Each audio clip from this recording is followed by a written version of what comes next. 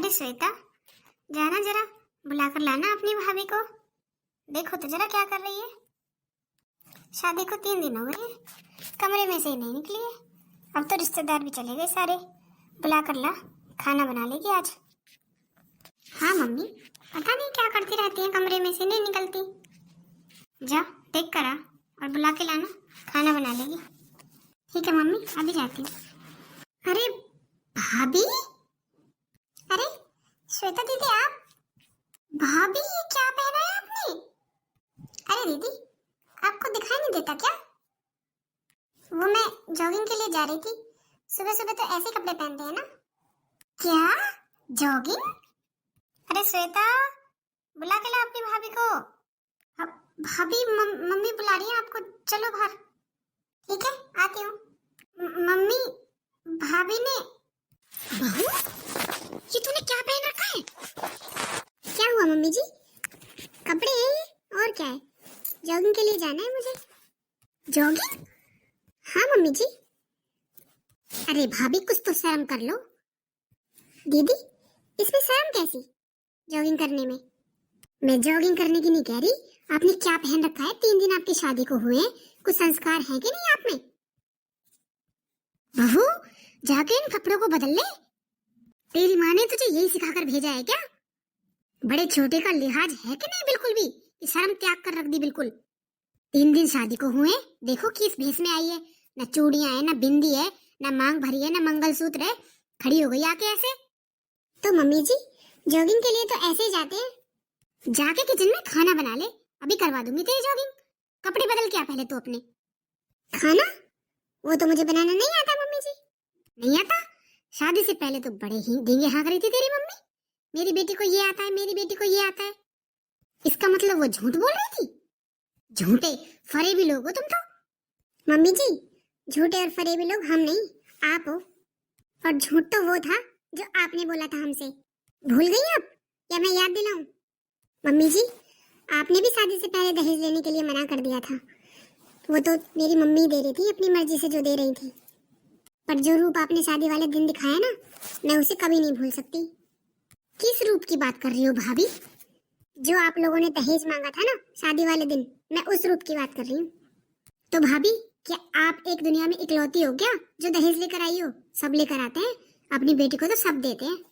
हाँ दीदी, सब देते हैं, पर अपनी मर्जी से देते हैं, आप लोगों की तरह नहीं। आप लोगों ने तो इतनी बड़ी बात तक बोल दी थी। शादी वाले दिन आपने इतनी बड़ी डिमांड करी, 15 अंगूठियां बढ़वा दी। लेकर आओ, अभी लेकर आओ, नहीं तो बारात वापस ले जाएंगे हम। हमारे लिए ये बहुत बड़ी बात थी। हाँ तो क्या गलत मांग लिया भाभी? शादी क्या रोज रोज होती है? इकलौता भाई है मेरा, इतना तो हक बनता है मांगने का। दीदी, मेरे पापा ने ना अपनी हैसियत से ज्यादा लगाया मेरी शादी में। तब तक तो कोई बात नहीं, मैं चुप थी, लेकिन जो आपने शादी वाले दिन डिमांड करी थी ना, मैं उसे कभी नहीं भूल सकती। अब तो शादी हो चुकी है, अब मैं शादी होकर इस घर में आ गई हूँ। अब भुगतो आप मुझे पूरी जिंदगी। मैं तो ऐसे ही करूंगी, ऐसे ही कपड़े पहनूंगी, जो मन में आएगा वो करूंगी, जहाँ मन में आएगा वहां जाऊंगी, और घर में कोई काम भी नहीं करूंगी। मैंने अपनी मम्मी पापा रोते हुए देखे हैं शादी वाले दिन। और जिन संस्कारों की आप बात कर रही हो ना, वो संस्कार तो मेरे उसी दिन खत्म हो गए थे जिस दिन मैंने आप लोगों के संस्कार देखे थे। अब मैं अपने सारे संस्कार अपने पीहर में ही भूल कर आई हूँ। और आता मुझे सब कुछ है, खाना बनाना, घर संभालना, सब कुछ आता है, पर मैं सब कुछ अपने पीहर में छोड़ कर आई हूँ।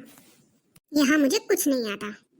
आप दहेज के लालचियों के साथ ना ऐसा ही होना चाहिए, जब ही दहेज मांगना बंद होगा इस समाज में। और हाँ मम्मी जी, जब तक मैं जॉगिंग से आती हूँ, जब तक नाश्ता तैयार रखना, दोनों माँ बेटी।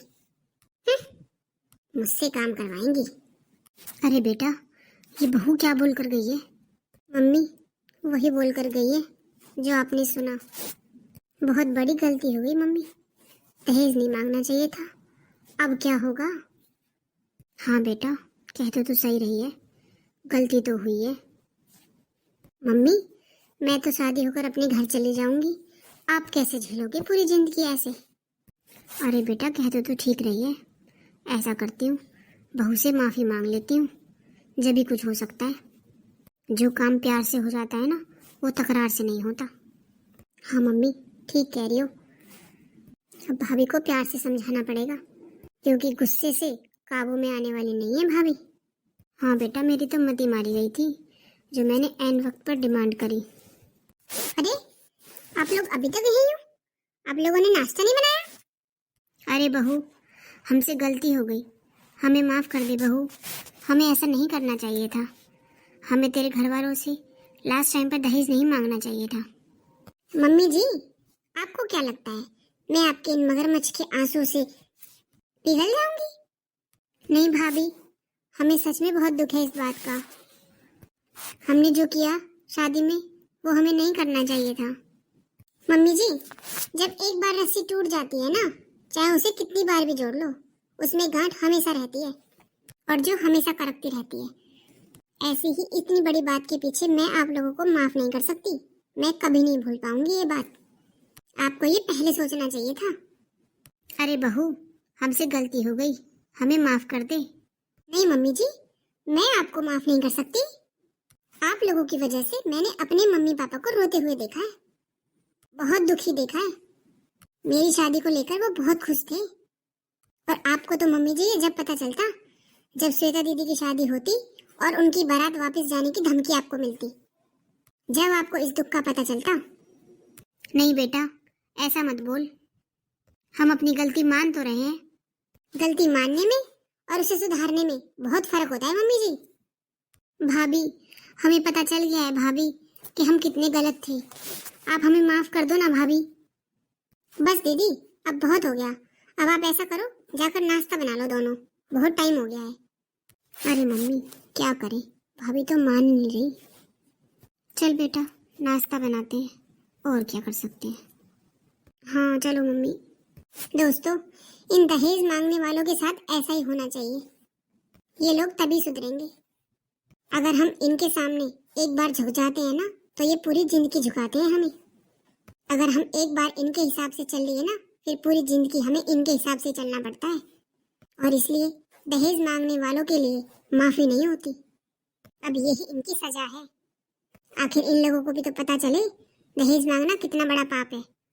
दोस्तों, अगर आप मेरी बात से सहमत हो तो मुझे कमेंट करके जरूर बताना कि मैंने सही किया या गलत।